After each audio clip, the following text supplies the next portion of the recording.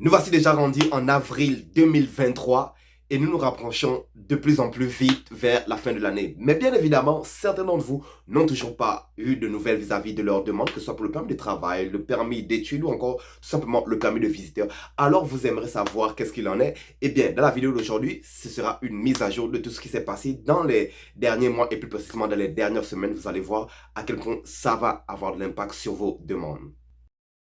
Hello et bon retour avec votre autre Terence l'Afro-Investisseur avec une nouvelle vidéo pour la communauté afro. Si vous aimez être mis au parfum vis-à-vis de tout ce qui se passe au Canada, que ce soit pour l'immigration, l'investissement et le quotidien de la vie de tous les jours, vous êtes à la bonne chaîne pour ça. Alors, pourquoi ne pas vous abonner?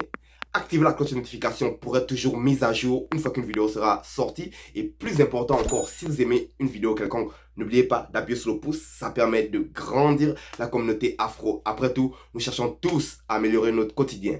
Alors, assez parlé de moi et plongeons dans le vif du sujet de cette vidéo car il y a plusieurs mises à jour qui vont vous toucher, vous autres demandeurs d'immigration. La première mise à jour qui touche la plupart d'entre vous, étant donné que vous êtes encore plusieurs personnes à m'envoyer des emails vis-à-vis de ce problème-là, c'est tout simplement les délais de traitement. C'est vrai que si vous avez été sur le site d'Immigration Canada, immigrationcanada.gc.ca, c'est le site officiel d'Immigration Canada, n'est-ce pas?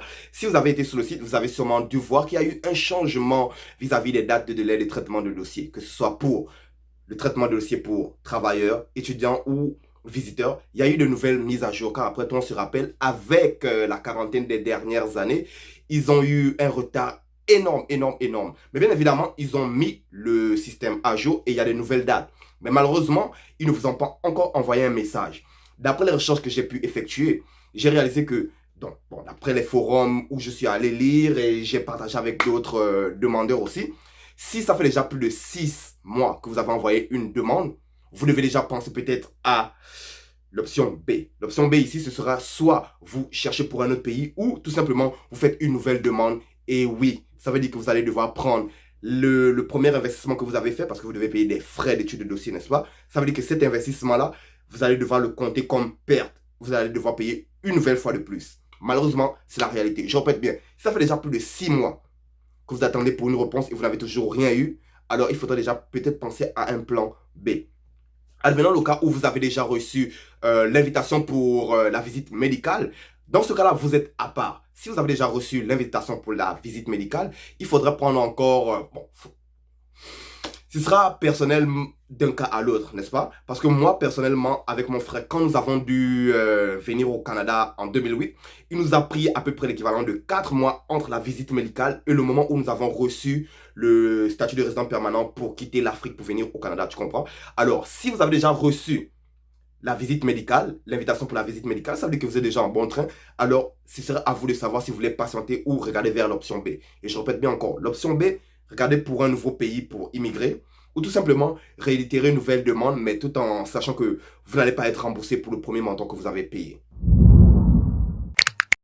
La deuxième nouvelle, même si elle est un peu négative, étant donné ce qui se passe en ce moment, ça a quand même des conséquences, étant donné que ça impacte aussi l'étude de votre demande. Bien évidemment, ici, je vais parler de la fermeture du chemin Roxham. La nouvelle est tombée la semaine passée. Malheureusement, je vous ai fait une vidéo où je vous parlais du chemin Roxham. Je vous mets la vidéo ici pour ceux que ça intéresse. Pour ceux qui ne connaissent pas exactement c'est quoi, c'est tout simplement un chemin qui va se situer entre la province québécoise et l'État de New York. Les personnes qui vont passer, entre guillemets, de façon clandestine dans ce chemin-là, vont se voir en position de faire une demande pour le statut d'asile. Tu comprends? Et bien souvent, les personnes qui utilisent ce chemin-là vont se voir octroyer le statut d'asile, vont se voir octroyer le statut de réfugié. C'est la vérité. Beaucoup de personnes ont pu prendre avantage du chemin Roxham. Mais bien évidemment, étant donné que les États-Unis ne cessent de voir une accumulation d'immigrants provenant des pays latins, ils ont commencé à mettre beaucoup de pression sur le Canada. Et étant donné que le Canada, ici, nous n'avons pas notre propre personnalité pour dire non aux États-Unis, une fois de plus, on a capitulé et on a dit, OK, on va fermer le chemin Roxham. Alors, le chemin Roxham va être fermé très prochainement. Et beaucoup d'immigrants qui se trouvent en ce moment à la frontière entre le Canada et les États-Unis, on ne sait pas qu'est-ce qui va advenir d'eux. Malheureusement pour eux, mais heureusement pour ceux qui ont déjà été pris en charge, ils vont être mis dans des communautés, ils vont être mis dans des emplois, leurs enfants dans des écoles, et bien évidemment, la communauté dans laquelle ils vont être vont les aider à leur intégration. Pour le reste, malheureusement, Et bien évidemment, qui dit plus de personnes de la communauté, dit plus de demandes qui vont devoir être traitées bien souvent plus rapidement que vos demandes. C'est le cas déjà avec les demandeurs qui proviennent de ce qui se passe en Ukraine et tout ça, ceux qui viennent de la Syrie, n'est-ce pas? Et là maintenant avec les demandeurs d'asile. Alors ne soyez pas surpris la famille si vous n'avez pas encore reçu de réponse, que ce soit positive ou négative vis-à-vis de vos demandes. Ils vont passer ces personnes-là en priorité au moment. À bon entendeur, salut. La troisième nouvelle va vraiment apporter beaucoup de positifs, mais aussi beaucoup de négatifs. Car après tout, ça va avoir un impact, que ce soit à court ou à long terme, sur beaucoup de dossiers qui ont déjà été reçus par Immigration Canada. Mais bon, que va-t-on faire? Car après tout, ici on s'apprête à aider beaucoup de personnes qui se retrouvent en zone de conflit. Juste au cas où vous ne le savez pas, en ce moment autour du globe, on parle de plus de 100 millions de personnes déplacées autour du globe. Et bien évidemment, pour pallier à ce problème, mais en plus de ça, pour pallier au problème de la pénurie de main-d'œuvre qu'on subit au Canada depuis les 2 dernières années, n'est-ce pas? Le ministre chargé de l'immigration, M. Shane Fraser, avec son gouvernement, a mis en place un nouveau projet de loi afin que les employeurs canadiens puissent aller recruter dans les prochains mois, dans les prochaines années, à l'étranger, des personnes qui sont dans des zones de conflit, mais qui sont des personnes, des travailleurs qualifiés. Je répète bien, si vous êtes un docteur, un comptable, un cinéaste, un professeur et tout, vous avez un diplôme, vous avez eu de l'expérience de travail, mais malheureusement, vous avez dû être déplacé à cause d'une zone de conflit dans votre région, avec le nouveau projet de loi qui est en train de placer, vous serez en mesure de placer votre demande et de vous voir octroyer le statut de réfugié très vite. Ici, on parle d'un délai de traitement entre 1 à 2 mois. C'est de ça qu'ils sont en train de parler. Et bien évidemment, pour ce faire, ils ont dû mettre sur la table un nouveau budget de plus de 25 millions de dollars. Et comme je l'ai dit, ça va avoir de l'impact positif sur les demandeurs de refuge, n'est-ce pas? Mais un impact négatif car il y a déjà beaucoup de demandes qui sont en ce moment en train d'accumuler sur les bureaux d'immigration. Alors, que vont-ils faire? Nous sommes ici, nous observerons dans les prochains mois exactement comment ils vont mettre ça en place. Parce que c'est encore un projet de loi, il n'est pas encore établi à 100%. Mais bien évidemment, vous savez que le Canada est l'un des pays qui ouvre ses portes aux réfugiés autour du monde, n'est-ce pas? Alors, on va garder un œil là-dessus. La quatrième nouvelle, c'est vraiment une nouvelle très positive. Et oui, la famille, elle est vraiment bonne.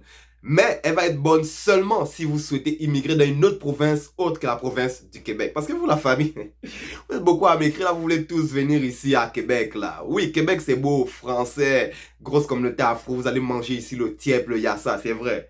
Mais c'est tellement contingenté, ici c'est un mot pour dire, c'est tellement rempli de demandes que bien souvent vous allez voir votre demande attendre 1 an avant d'avoir une réponse. Alors pourquoi ne pas regarder les autres provinces? Bref, dans le cas de la Nouvelle-Écosse en ce moment, ils sont en train de recruter en masse, je répète bien, désolé, ils sont en train de recruter en masse des infirmiers à l'étranger afin de combler les rangs de leur système médical. Car après tout, 100 millions sont mis sur la table, mais le plus important, ils vont faciliter l'accréditation de ces infirmiers-là. Quand je vous ai parlé dans une vidéo précédente exactement que vous devez faire une équivalence de diplôme à peu près. Ce qui malheureusement est un problème pour beaucoup d'immigrants, étant donné qu'ils doivent encore passer par les bancs de l'école, ils doivent dépenser de l'argent, du temps et tout le tralala et tout le tralala. C'est un gros facteur qui pousse beaucoup de personnes malheureusement après un certain temps à repartir dans leur pays d'origine parce que c'est quand même dénigrant, on va se le dire. C'est vrai, on doit apprendre les codes du nouveau pays où on immigre, n'est-ce pas? Je suis tout à fait d'accord. Mais d'un certain point de vue, c'est quand même dénigrant pour certains travailleurs. Alors, la Nouvelle-Écosse, eux, ils ont décidé de faciliter l'accréditation de leurs travailleurs en soins infirmiers qui souhaiteraient aller s'établir en Nouvelle-Écosse. On se rappelle bien, c'est une province qui parle français et anglais. Alors, si vous êtes bilingue, pourquoi ne pensez-vous pas à la Nouvelle-Écosse? Et pour finir le tour de ces nouvelles mises à jour avec une nouvelle vraiment pas positive qui nous provient une fois de plus de la province de Québec qui est chaotique dans cette démarche pour l'immigration, ils ont décidé de suspendre le programme des investisseurs du Québec. Je répète bien, la province du Québec a décidé que jusqu'au 1er janvier 2024, il n'allait pas accepter d'investisseurs étrangers. Juste pour vous dire c'est quoi exactement. Le programme des immigrants investisseurs au Québec est un programme d'immigrants destiné aux personnes fortunées qui souhaitent s'établir au Québec en investissant dans l'économie locale. Ce programme a été conçu pour attirer des investisseurs étrangers capables de contribuer au développement économique de la province et la création d'emplois.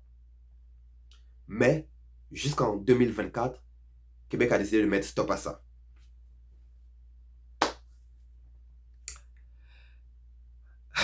Je ne sais même pas quoi vous dire vis-à-vis de ça. Là. Québec fait un pas dans le bon sens, ils vont faire 20 pas dans le sens arrière.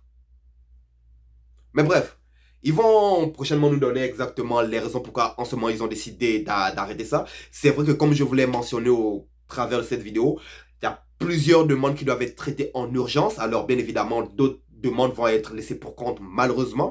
Mais même si Québec, eux, en ce moment ils ont mis un frein à ça, ça ne veut pas dire que les autres provinces du Canada vous empêchent de venir. Non, si vous êtes un investisseur, vous avez des avoirs, vous êtes capable de contribuer à l'économie locale d'une province, d'une communauté.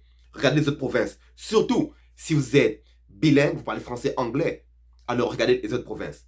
Québec, bref, Québec. En tout cas, nous voici rendus à la fin de cette vidéo. J'espère vous avoir éclairé sur certaines des questions que vous avez.